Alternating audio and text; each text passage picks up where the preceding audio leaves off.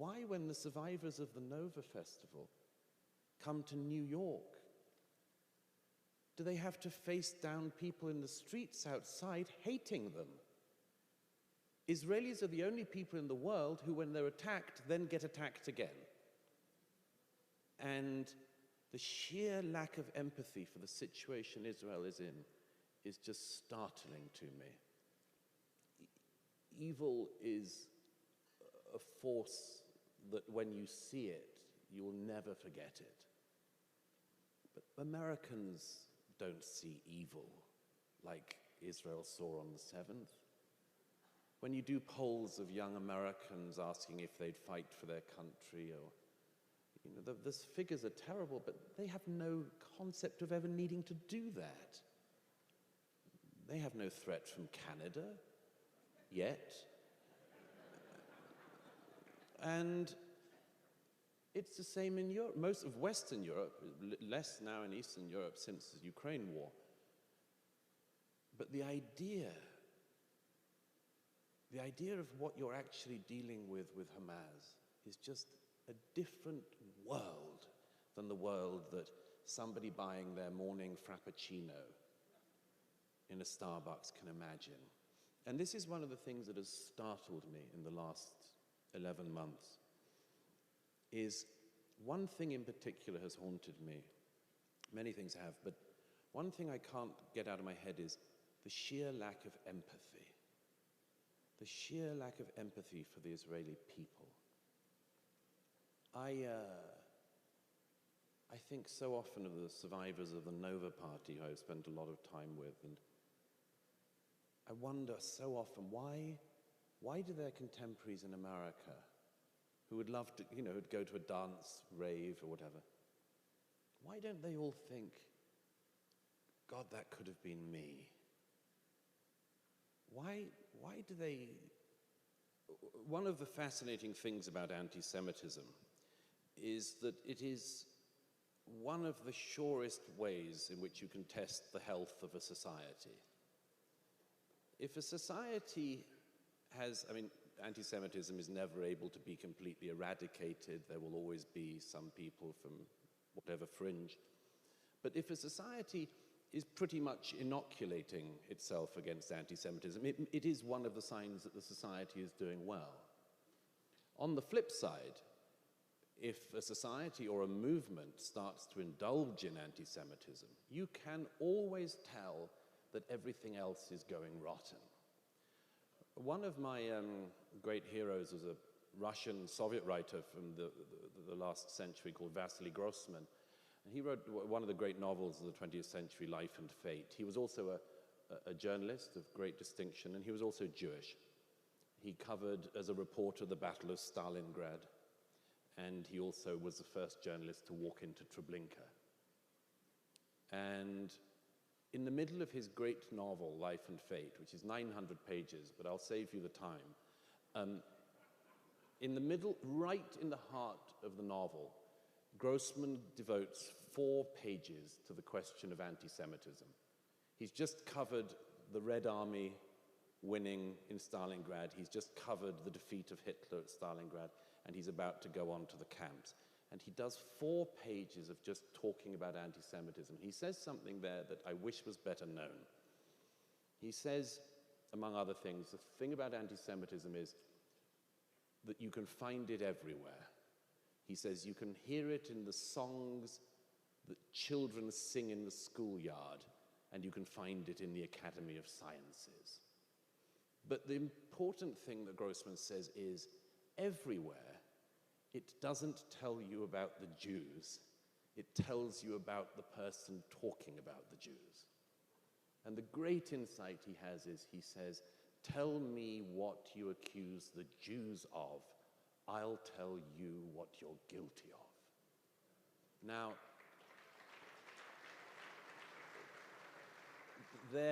anti-Semitism can come from any direction. Historically, it's often come from the far right.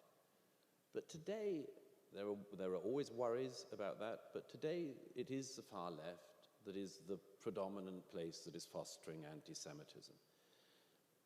And many of them don't know the swamps that they're in. And some of them do. These people who, after the announcement of the murder of an American citizen, marched on the streets of New York and were waving the flag of Hamas know exactly what they're doing. But a lot of the left has fallen into anti-Semitism because it has basically got a new religion. Of course, the left is still playing with the embers of Marxism, but they also have this new religion, the religion of intersectionality. And this is the religion in which the more oppression you can claim you've suffered, the better you are. Now, who could have foreseen that this would lead to an oppression Olympics in which people are desperate to claim that they're oppressed, and that a student at Berkeley must feel like the most oppressed person in the world, so that somebody being pursued by the Janjaweed militia in Sudan has nothing on them as they enter their third year of lesbian dance theory. And I would have said make themselves unemployable, except it turns out there's masses of jobs for these people to go into. They all went into HR and Silicon Valley. But this oppression Olympics, you could already see, leaves the Jews in a very perilous position. And I said this many years ago. They already were trying to make the Jews the kind of super whites. And then you have the thing of, what are the things that the American left is obsessed by? And I've written about this in my last book, The War on the West. They're obsessed by several primordial sins. The sin of racism, the sin of colonialism, the sin of slavery. They are people of stupendous historical ignorance, who believe, for instance, that only America ever enslaved anyone, and that, for instance, the Ottoman Empire, well, it's not really come across their plate. They imagine that the history of Britain or Europe is only to be looked at through the lens of colonialism, as if the Renaissance is nothing, you know. Well, they don't know what it is, so of course it's nothing. And on and on. A majority of young British people polled the other day said that they believed that the foundations of Britain were racist. And you see the same thing in the left in America, and particularly in the young left. They have got this new religion. They think everything is about these things. You simply have to find racism, find colonialism, and so on. And why do I mention this? Because it comes back to what I just mentioned about Vasily Grossman. There's an interesting twist that the American left is doing. I don't think I've said this before, but I've been thinking about it a lot recently. If Grossman is right, and I think he is, that what you accuse the Jews of, you're guilty of, what is it that the American left, particularly the campus left, are doing? They are accusing the Jews of something that they believe they themselves are guilty of. As it happens, they're incorrect. They believe America is a racist society. They believe that America is a colonialist society. They believe that America is a white supremacist society. Now, all of this is rubbish. But they imagine this to be the case. And it's all of the things that they're accusing Israel of. They say that Israel is a colonialist society. Tell that to the British in the Mandate era and they'd have been amused. They imagine that Israel is a white supremacist society, which I always say is one of the ways to show you've never been to Israel. And they believe that Israel, because they believe that America is based on genocide, they accuse Israel of genocide. It's a very clear pattern at this stage. There is no other reason for them to level these extreme allegations that are so flagrantly untrue. So the passion you see on the American left in condemning Israel and launching these calumnies against it has increased in the last 20 or 30 years because of the passion on the American left for this intersectional worldview that they've grafted on to Israel and the Middle East? Oh, absolutely, because I mean, and in the early, one of my best friends made a huge influence on me was a friend called George Weidenfeld, who was born in Vienna in 1919, fled the Nazis in 1938, came to London, was Chaim Weizmann's secretary at the foundation of the State of Israel, and he died 10 or so years ago. It's my great pleasure to have him as a dear friend. I used to ask George often, he was a man of the left himself, when it changed. And he said, Douglas, it was 67 and then 73. He said the left loved Israel in the main until Israel was winning. And now, gosh, this is even more true. If you look at the world and you believe everything is about underdog and overdog, who has the power, and you create this new power structure in which Israel is not the David but the Goliath, you can accuse Israel of anything, and that's what they're doing.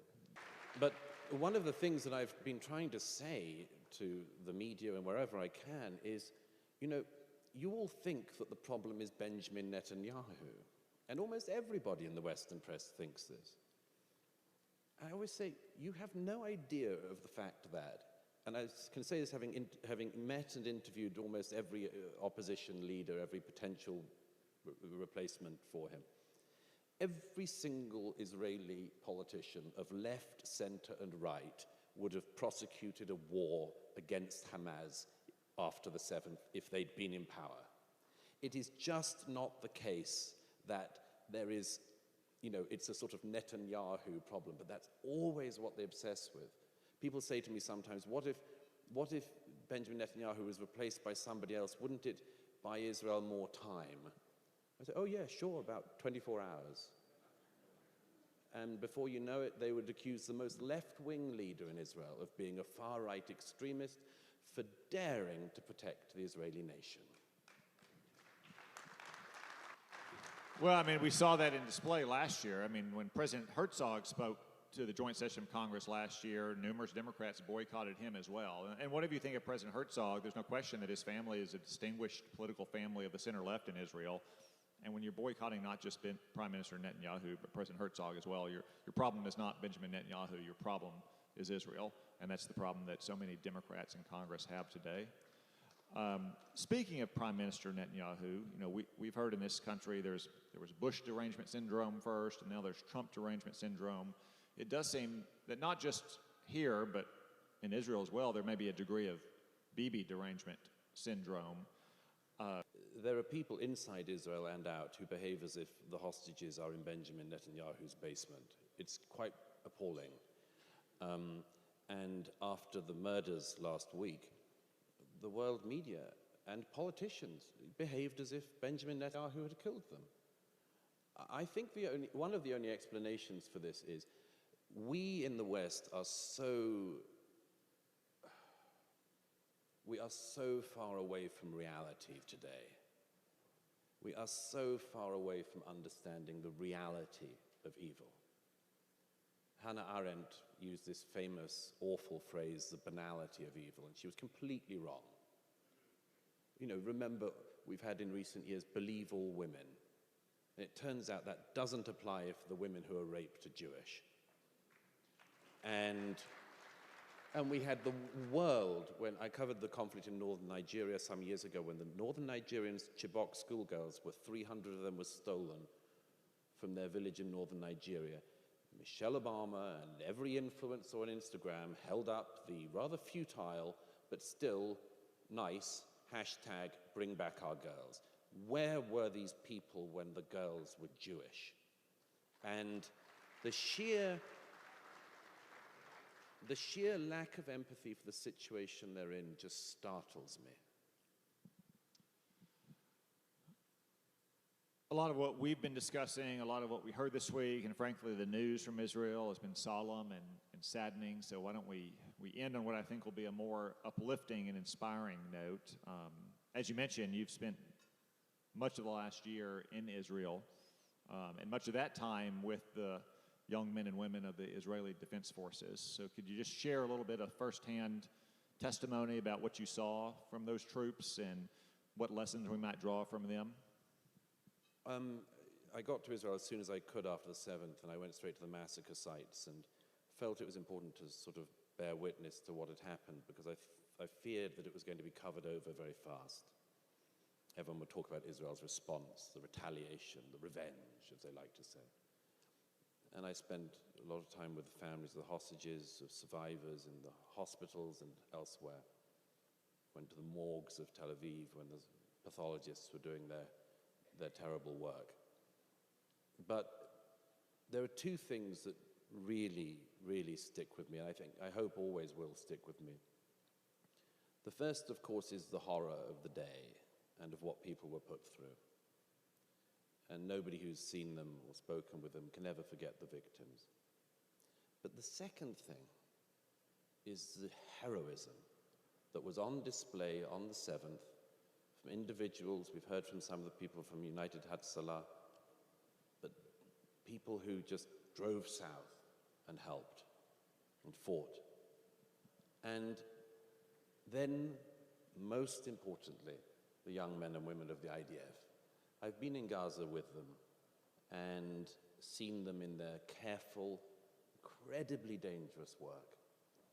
You know, where if they open a tunnel shaft, the booby-trapped, somebody, you know, when those 3 poor young men were shot who were hostages earlier this year, every time a group of people come out of a building with a white flag in Gaza with their hands in the air, almost every time somebody will come through the middle with a Kalashnikov to fire at the Israelis. This is really difficult terrain. But the men and women of the IDF, they've answered a question which everybody has on their minds always, which is, if we were put to the test, as our parents' and grandparents' generation was in America and in Britain, would we be able to live up to their example? And it should haunt everyone. This always haunts generations in Israel. But I can tell you with absolute certainty that that question has been answered by this generation. They have been weighed in the balance and been found to be magnificent. And just finally, I can tell you, when I see a 19-year-old girl helping with collecting the body parts and doing it because it's her job, when I see a young man who spent months in Gaza, when I see these people on the front line, always I think of this thing: what are your contemporaries like in America? And these young men and women show up their American and British counterparts to such an extent they should be embarrassed. I'll just leave you with this thought. These people, these young men and women, have seen things by the age of 20 that most Americans will not see by the time they're on their deathbed. But imagine the people this has created in Israel. It has created a generation of people who know what they're fighting for, who've stared right into the eyes of death and a death cult, and they are winning, and they are going to win.